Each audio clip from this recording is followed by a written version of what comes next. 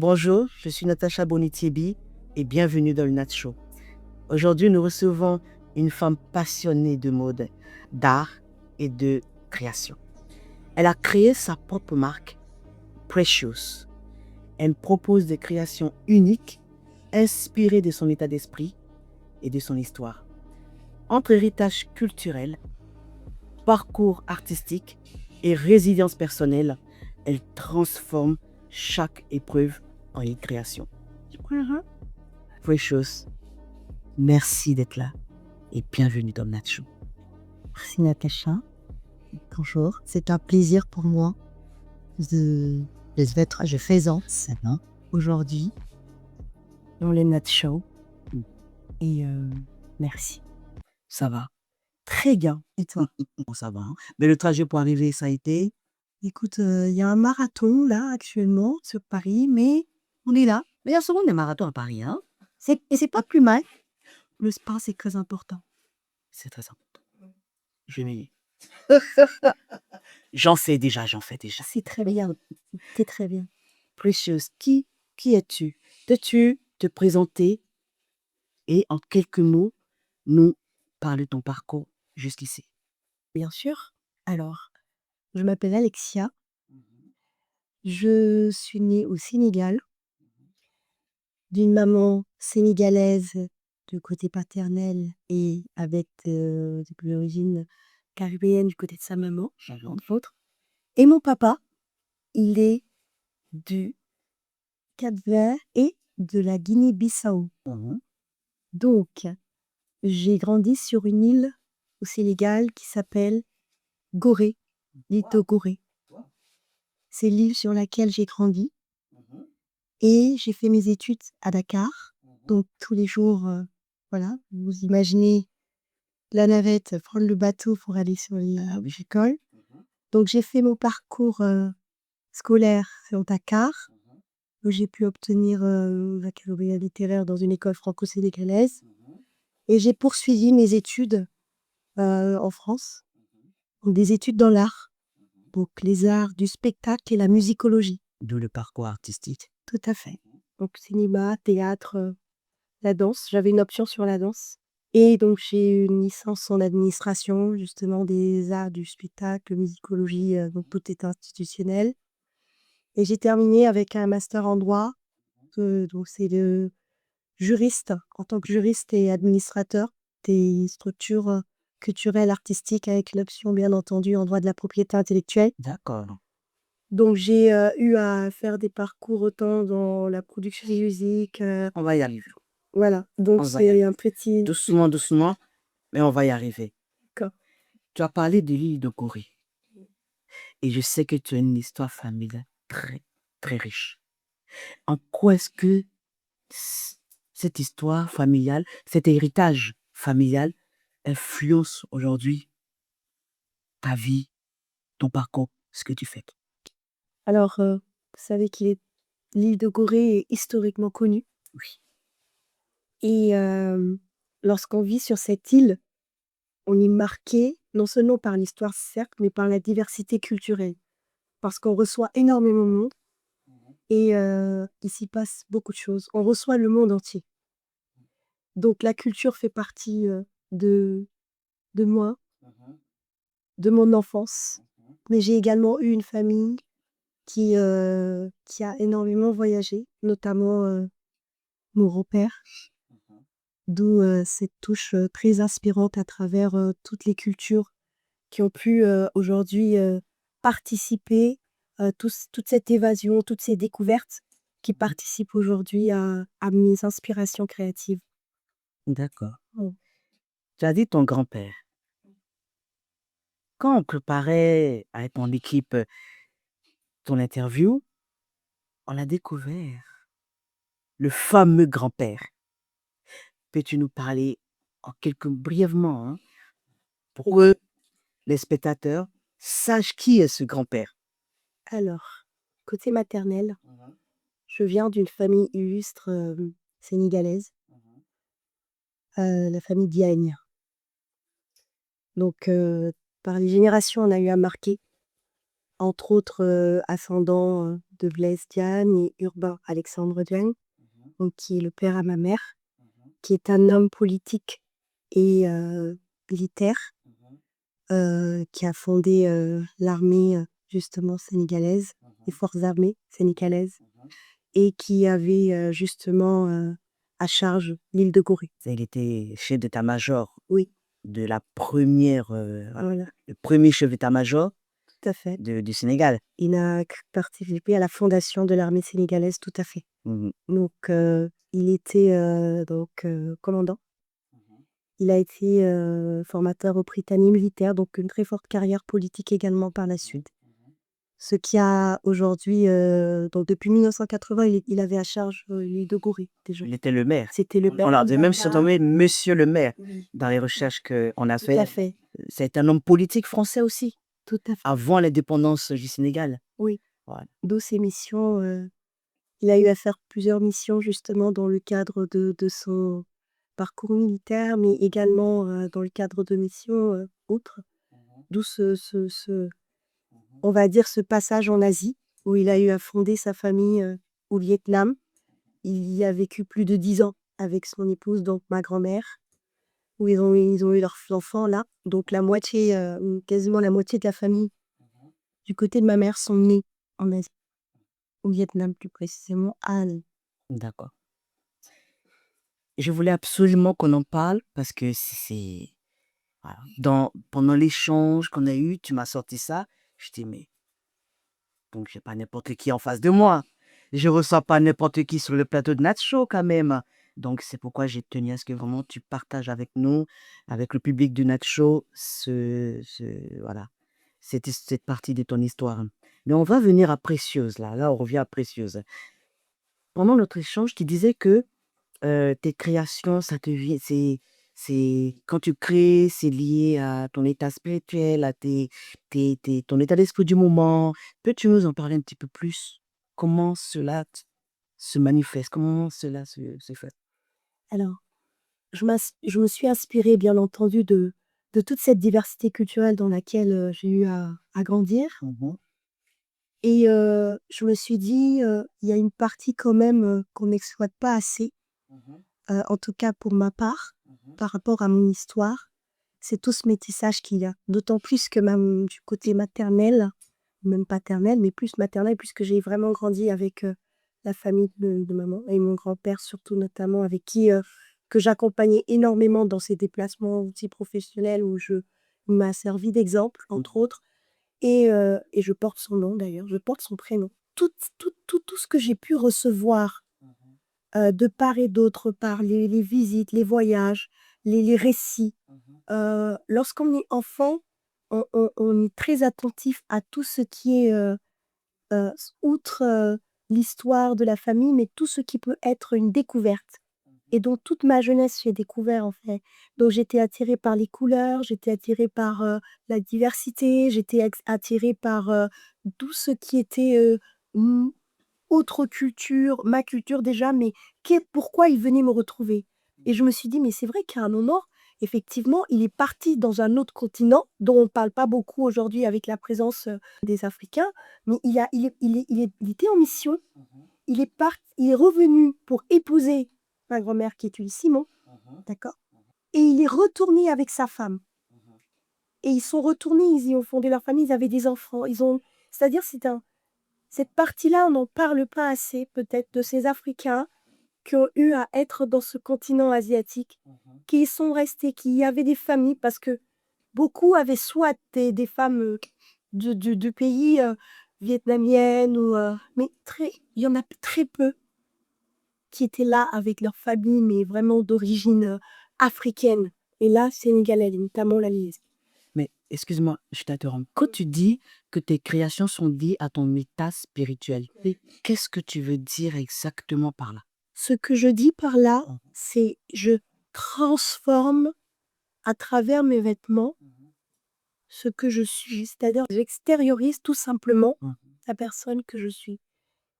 Et là, par exemple, je vais prendre un tissu africain. On va dire, bon, Oui. ce kimono, Oui. ce Mon kimono africain. ce kimono africain, hein, ce magnifique kimono africain de la création Precious, de la marque Precious que je porte, par exemple. On va prendre ce kimono africain comme exemple. Alors, ce kimono africain, déjà la couleur rouge, elle est assez vive à l'impact. D'accord? Il faut savoir que sur mon île, toutes les maisons sont colorées. Parce qu'on est classé patrimoine mondial de l'UNESCO.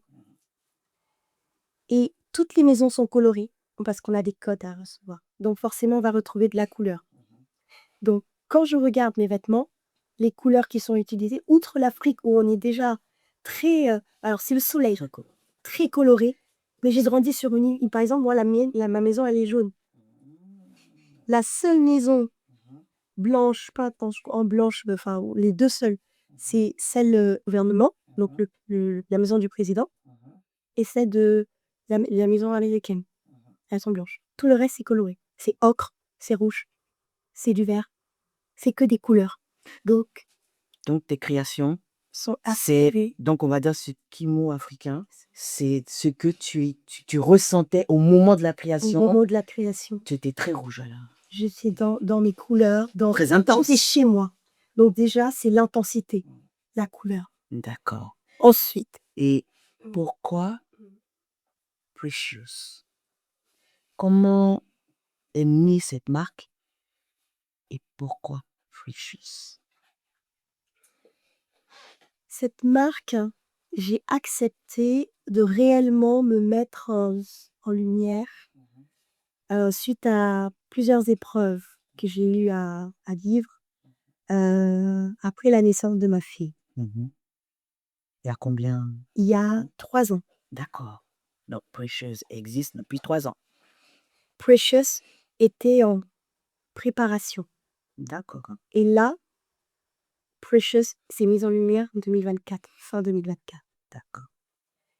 Et ces épreuves m'ont permis de me rendre compte que ne jamais accepter qu'on vous éteigne. Ne jamais accepter qu'on vous dévalise.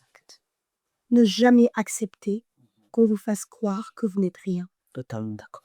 Et pour moi, c'est une sorte de témoignage pour montrer que là où on a voulu m'écraser, là où on a voulu m'éteindre, lorsqu'on est précieux de nature, on ne peut jamais, jamais disparaître. Donc, Precious, pour moi, c'est une sorte de... pour moi-même déjà. Parce que le bien-être, quand on a un regard extérieur, le regard extérieur peut causer énormément de blessures, énormément de... On se sent dévalorisé parce que, justement, on veut étouffer, on veut éteindre. Et là, le fait de poser le mot précieux, déjà, ce sont des pièces uniques. Et que je fais avec le cœur. Et tout ce que je fais reflète une partie de moi. Donc, c'est précieux. Ce sont des Donc, Precious, quand j'entends tes mots, quand j'entends ce que tu dis, moi, ça sonne résilience. Comme tu dis, et on ne doit pas accepter de se laisser écraser. On ne doit pas accepter le poids des épreuves et le poids des qu'en dira-t-on. C'est la résilience précieuse. On a parlé de kimono africain. D'où est venu ce mot? Pourquoi kimono africain? D'où est-ce que c'est venu? Alors, kimono africain, parce qu'en Asie, ils ont des kimonos, sauf que ceux-là, ce sont les nôtres. Donc, l'Asie et l'Afrique, donc une fusion des deux. Je n'utilise que des matières africaines. Tout ce que vous avez là, ce sont des matières africaines. Végétales, et tissées. C'est juste au niveau du graphisme que ça diffère. Et donc pour moi, étant donné que la diversité culturelle, c'est ce qui fait le monde, l'Asie et l'Afrique, on est dans un kimono africain. D'accord. Voilà. En tout cas, c'est un très joli mot. Merci. Très beau concept. J'adore. En tout cas, je suis très à l'aise dans mon kimono africain. Voilà, tout à l'heure, je vais me lever, vous allez voir hein, en entier. Je vais faire quelques prises, je verrai ce que c'est le kimono africain. Et le dos aussi. Tu peins, je crois. Voilà, c'est toi qui peins. Mais on va le montrer après le dos. Donc, tu as plusieurs collections. Alors, en 2 ans, en 3 ans, tu as créé plusieurs collections. Peux-tu nous parler de tes collections? Il y a Renaissance, Grâce Et je crois qu'il y a fusion qui a qui arrive. Ah, Que tu nous parles un petit peu. renaissance. Alors, faut savoir que je suis quelqu'un de très famille. J'ai travaillé avec mon père. J'ai travaillé avec mon père sur Renaissance. Mon père m'a accompagnée dans mes choix. Mon père, on a une relation très forte. Et il m'a toujours soutenue. Donc, Renaissance est partie de là parce que pour m'inspirer aussi, je fais beaucoup de voyages. Et grâce. Et grâce, c'est parti parce que déjà, j'ai accepté de renaître. Renaissance. D'accord. Et la grâce, c'est merci. Merci parce que j'ai cette trace de pouvoir aujourd'hui enchaîner et collection, déjà, parce que c'est pas évident. Mais surtout, de pouvoir avoir cette inspiration-là, de pouvoir faire porter, en tout cas, mes créations, parce que justement, de part et d'autre, elles touchent. Et ça fait plaisir. Donc, c'est une grâce que les œuvres que je crée puissent être appréciées. D'accord. Il y a eu d'abord ta renaissance. Oui. Voilà, la renaissance. Puis la grâce. Et là, on va vers la fusion. Donc, fusion qui arrive. Fusion qui arrive en surprise, parce que je n'aime jamais dévoiler les choses comme ça. J'aime bien l'effet même de fusion. l'effet de surprise. Alors, juste pour vous dire, là, Juste sur le mot fusion. le mot fusion, parce que La aujourd'hui, fusion de quoi, surtout? la fusion des styles, D'accord. je sors des codes. D'accord. Aujourd'hui, on est en 2026. C'est très important de pouvoir aussi sortir des codes et proposer des styles un peu plus avant-garde. Je veux qu'on puisse impacter par le style avant-garde. D'accord. Voilà. Et fusionner, c'est aussi voir l'Afrique autrement. D'accord. Et tu voyages beaucoup aussi. Oui. Est-ce qu'on va retrouver un peu l'empreinte de tes voyages dans Fusion? Oui, toujours. Dans quel pays tu as visité? Alors, j'ai fait l'Amérique latine. D'ailleurs, j'ai une cousine qui est du Nicaragua. Voilà. Ma mère, par exemple, c'est la seule qui marie un Africain. Tous les autres, voilà. C'est pour ça que je vous dis, aujourd'hui, mes pièces, c'est vraiment aussi mon histoire. C'est le monde. Le mariage de l'Afrique Le mariage avec le d'Afrique reste avec du le monde. reste du monde. Et ça se voit. Voilà. Donc ça, c'est Ah, ça, c'est quelle collection? la collection Grâce. D'accord. Dans le- Donc, moi, j'ai collection Renaissance et toi, tu as Grâce. Je suis sur D'accord. Et Grâce. c'est avec quel métissage on voit là? Alors, là, sachez que pour ces matières-là, c'est du fil. C'est du fil un peu qui rappelle la peau, parce que vous voyez un peu tigré. Donc d'ailleurs, on retrouve beaucoup le tigre en Asie. Ça, c'est de la soie. Bien entendu, un peu travaillé floral. Assez atypique parce que j'essaie de chercher aussi l'authenticité. Et ces tissus-là, je voyage. Mes matières sont pas achetées là. Et donc, ce que je recherche réellement, les fils que nous faisons avec nos artisans, on va souvent sur les mêmes styles, les mêmes graphiques. D'accord. Et j'essaie de sortir de ces graphiques-là en proposant un peu plus de peau, parce que qui dit Afrique dit aussi la nature. La nature. Donc, fusion qui arrive va porter sur un autre angle, mais grâce porter plus sur la nature. Et c'est la raison pour laquelle vous verrez plus des tissus qui rappellent un peu plus le continent africain, mélangé bien sûr avec du satin et des vêtements qui rappellent aussi autant l'Afrique que l'Asie. Voilà, c'est vraiment une fusion de toutes ces pépites, voilà, aux Africains. Dans tes collections, en fait, c'est ta marque, hein, tes collections sont à l'image de ta famille, au fait. C'est un mariage comme je disais tout à l'heure, de l'Afrique avec le reste du monde. Et en parlant de famille, tu es maman. Je suis maman. Et il y a ton petit garçon qui te suit, qui est aussi modèle pour toi, qui te suit un peu dans tout ce que tu fais. Mais comment tu arrives à concilier tout ça? Comment ça se passe? Alors, il faut savoir que cette partie-là, d'ailleurs, je vais en parler. Je travaille avec mes enfants. J'ai 2 enfants, je suis maman, 2 enfants, un garçon et une fille, merveilleux. Et je dessine avec mon fils. Les modèles que vous voyez sont dessinés également avec mon fils, parce que pour moi, je transmets. Et mon fils peint aussi, il dessine, il est dans tout ce qui est manga, D'accord. mais il m'a toujours accompagnée également et il défile pour moi. Et d'ailleurs, le premier défilé que j'ai eu à faire avec Renaissance, tous les mannequins, c'était mes cousins, c'était encore la famille et chaque pièce Mhm. porte leur nom. Donc il faut savoir que c'est très important de pouvoir également intégrer, pas pour tout le monde, hein, moi pour ma part je le fais, parce qu'il y a beaucoup de déplacements, il y a beaucoup de dons de soi. Je voyage énormément avec lui également, il me conseille beaucoup. On va dire que c'est mon binôme. Et ma fille qui est plus jeune, elle a également commencé à peindre et à prendre les vues et elle va suivre.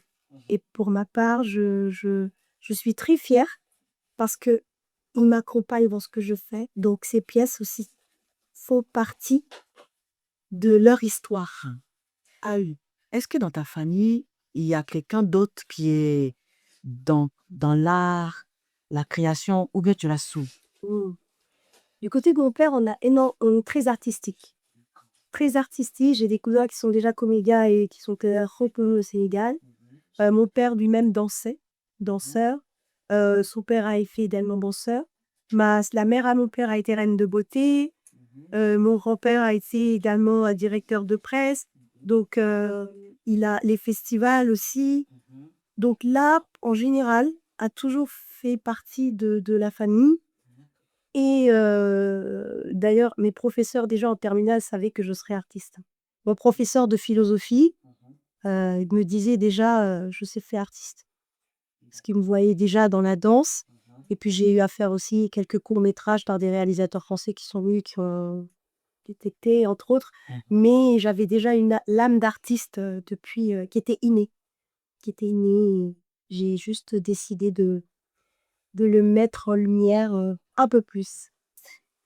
T'as toujours été créatrice ou avant t'as fait d'autres métiers, je suppose? Alors oui, Hein? mon métier principal, et d'ailleurs je suis encore dans ce domaine, je suis dans l'expertise en assurance à temps plein. D'accord. Voilà, mais avant ça, voilà, j'étais dans la culture, mais là actuellement je suis dans l'expertise en assurance et je fais, donc ma passion à côté, la mode. Ils sont d'ailleurs au courant. J'ai un grand soutien du directeur de service qui d'ailleurs, on va dire que c'est le premier à me suivre également. Des fois, il arrive et il me dit, «Alors, c'est où cette semaine? Il faut me dire», voilà. Donc ça touche parce que le soutien qu'on peut avoir de l'équipe, hein, des collaborateurs ou même des directeurs qui accompagnent, ça touche. Parce qu'ils voient eux également le potentiel. Je voulais savoir, si tu devais définir en une émotion la marque Precious, ça serait laquelle? L'amour, Ça s'entend, l'amour. ça s'entend. Et aujourd'hui, qu'est-ce qui te rend le plus fier dans tout ça, dans tout ce que tu fais, dans ta vie, qu'est-ce qui te rend le plus fier? C'est le fait de pouvoir, créer avec mes enfants ma passion, de pouvoir toucher les cœurs à travers mes créations et surtout que chacun puisse se retrouver dans mes créations. Parce qu'aujourd'hui, j'ai une communauté africaine, j'ai une communauté asiatique, j'ai une communauté européenne et caribéenne également. Chacun s'y retrouve parce que tout simplement ce sont les couleurs, c'est la chaleur et c'est ce que je recherche, que chacun puisse se retrouver à travers les créations que je propose. L'émission touche à sa fin, Precious. J'ai pas vu le temps passer, mais l'émission touche à sa fin. Merci, merci, Alexia. Je t'ai appelé Precious parce que ça doit être bien. Merci. J'imagine que tu es précieuse pour les personnes qui t'entourent, comme tes créations, hein? Voilà. En tout cas, merci, Alexia. Et merci d'être venue sur le plateau Renat Show. partager ton histoire avec nous, partager ta passion qu'est la mode, l'art et la création. Merci de nous avoir partagé cette histoire familiale avec ce grand-père qui est un grand homme pour le Sénégal, hein? Voilà, et pour l'Afrique aussi. Ceux qui le connaissent. Merci. Voilà. Merci à vous d'avoir suivi le Nat Show. Merci. Comme je le dis, chaque histoire est différente. Mais une histoire peut en inspirer une autre. Merci Alexia dans l'histoire. Je vous donne rendez-vous très très vite avec notre prochain invité ou pourquoi pas nos prochains invités. Et d'ici là, prenez soin de vous et de vos proches. Ciao.